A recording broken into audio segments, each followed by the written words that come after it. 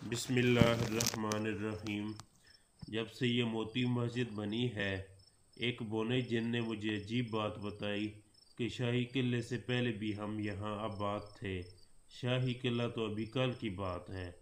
मैं हैरान हुआ कि कल की बात है, तो कहने लगा हाँ कल ही की तो बात है, चंद सदियों की ही तो बात है। इससे पहले यहाँ दरियाए रावी बहता था, फिर दरियाए रावी ने अपना रास्ता बदला और दूर चला गया। दरिया ने अपना रुख बदला तो हम यहाँ आबाद हो गए।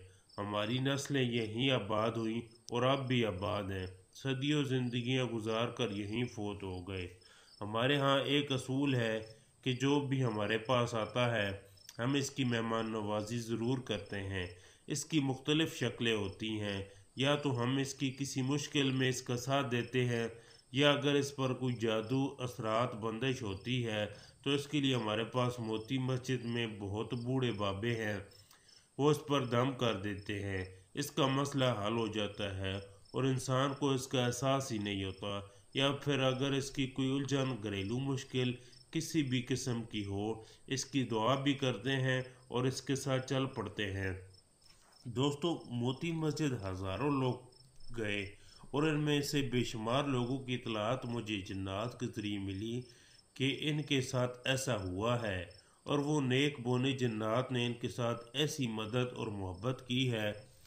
वही बूढ़ा जिन बताने लगा, मुझे कहने लगा कि मोती मस्जिद से पहले भी यहाँ मस्जिद होती थी। जब शाही किला बना तो नक्शे के मुताबिक ये जगह बादशाह के दीवान आम के लिए मुकर्रर हुई। तो ख्वाब में हमने बादशाह को बताया कि ये जगह दीवान आम के लिए मुकर्रर ना करे, वरना नुकसान उठाएगा। और ये मस्जिद है, और मस्जिद क़यामत तक मस्जिद ही रहती है। हम मस्जिद में रहते हैं और मस्जिद को ही पसंद करते हैं। बादशाह ने हमारे इशारे से यहाँ मस्जिद की तामीर का हुक्म दिया। पहले कुछ तामीर हुई थी, इसको तोड़ दिया गया और यहाँ खूबसूरत मस्जिद बनाई गई। वो दिन और आज का दिन है। हमने इस मस्जिद को अपनी मस्जिद समझा है। इस मस्जिद को हम खुशबुओं की दुनिया देते हैं, जो शायद इंसानों को समझ ना आए। जैसे इंसान हमें नहीं देख सकते, इसी तरह इंसान हमारी खिदमत को भी नहीं देख सकते। हम मुसलसल इस मस्जिद की खिदमत करते रहते हैं। रमज़ान में इस मस्जिद में मुसल्ला होता है, लाखों जन्नात मौजूद होते हैं। दोस्तों, मैं इनकी बात सुन रहा था तो मुझे याद आया कि चंद साल पहले मैं रमज़ान में ख़त्मुल कुरान की दुआ के लिए गया था। ख़त्मुल कुरान 23 की रात को हुआ तो मुझे बोने जन्नात ने बुलाया था और मैं इनकी दुआ के लिए गया था। और माशाल्लाह बहुत नेक जन्नात, बहुत ज़्यादा कुरान पढ़ने वाले। इनमें जो हाफिज़ थे इनका नाम शम्स था। तुर्की तर्ज पर कुरान पढ़ते थे। दरअसल वो तुर्की के एक बहुत बड़े जामिया में पढ़ते रहे हैं। वहीं इसी तर्ज पर कुरान पढ़ा और इसी तर्ज पर कुरान को सीखा और तर्जमा और तफसीर के साथ पढ़ा।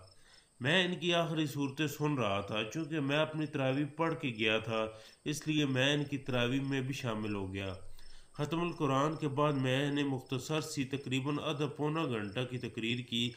इस मुख्तसर सी तकरीर में जिन मुआरिफ को मैंने खोला, इनमें एक चीज़ ख़ास तौर पर यह थी कि अल्लाह पाक ने ज़िंदगी एक दी है, फिर नहीं मिलेगी। जवानी एक दी है, फिर नहीं मिलेगी।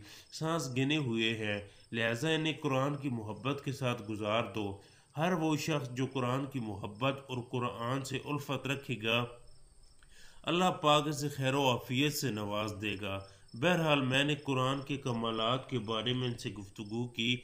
वो सब ये बात सुनकर हैरान रह गए कि जब मैंने एक बात कही कि जब इंसान इज़ा शम्सु कुव्विरत व इज़ा नुजूमुन कदरत व इज़ल जिबालु सुय्यरत व इज़ल इशार उत्तिलत, सूरह शम्स जब ये आयतें पढ़ता है तो अल्लाह की रहमतें इतनी मुतवज्जा होती हैं, इतनी मुतवज्जा होती हैं कि अल्लाह की रहमत इस बंदे को घेर लेती है और साले फरिश्ते इस बंदे पर रहमत के फूल निछावर करते हैं।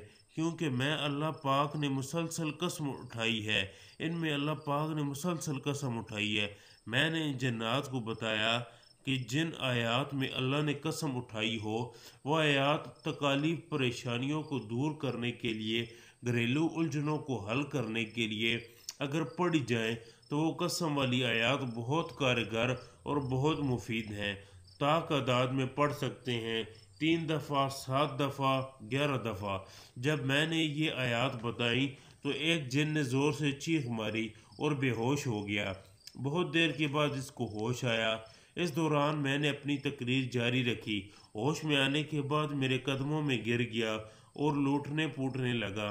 मैंने इसको थपकी दी। इसके बाद वो मेरी हाथ चूमने लगा और ज़ोर ज़ोर से रोने लगा और कहने लगा कि आपने मेरी एक मुश्किल हल कर दी है। मैंने कहा कैसे? कहा कि मैं एहराम मिस्र में था, वहाँ सहरा गर्दी कर रहा था। वहाँ मैंने गैब से एक कब्र से आवाज़ सुनी थी कि वो आयात जिनमें अल्लाह ने कसम उठाई है, वो आयात हलल मुश्किलात के लिए आखिरी और पुरतासीर है। इस दिन से लेकर आज तक मैं इस बात का मुतलाशी था कि मुझे इसका वजूद और सबूत कैसे मिलेगा। तो आज मुझे आपसे ये बात मिली। ये बात सुने हुए मुझे 87 साल हो गए हैं। 87 साल के बाद इल्हामा साहब, मैंने आपके मुंह से ये बात सुनी है और मैं हैरान हूँ कि वाकई ये बात बहुत अजीब है। फिर वो जिन कहने लगा कि मैंने वो आयात जिसमें अल्लाह ने कसम उठाई हो वो कुरान पाक से इकट्ठी की और इकट्ठी करने के बाद इनको ताक अदद में सुबह और शाम पढ़ना शुरू कर दिया। कहा कि मेरे इतने मसले हल हुए कि मैं आपको बयान करना चाहूँ तो सुबह से शाम और फिर शाम से सुबह और सुबह से फिर शाम, दिनों के दिन गुजर जाए। ये वाक़यात मैं आपको बता नहीं सकता। फिर इस जिन ने एक बात बताई कि मैं बहुत अरसा मिस्र के एक दूर अफ्तादा देहात में इंसानी शक्ल में पीर और आमिल बन के मखलूक की खिदमत करता रहा। मैं किसी से कुछ नहीं लेता था, बस जो भी आता इन आयात को दम करके इन्हें दे देता और मखलूक खुदा को फैज़ और नफ़ा पहुँचता। और मखलूक खुदा को इतना फैज़ और नफ़ा पहुँचा कि लोग दूर दूर से मेरे पास आने लगे। हत्ता कि हजूम और मसरूफियात से मैं उकता गया। आखिर तंग आकर मैंने वापस अपने वतन की राह ली और वापस आ गया। मुझे इन बातों से वो सारा तजर्बा, वो सारा मुशाहदा, वो सारा सबूत याद आ गया। मुझे खुशी हुई कि चलो इस जिन ने अपने मुशाहदात भी बता दिए और मेरी बात की तस्दीक भी कर दी।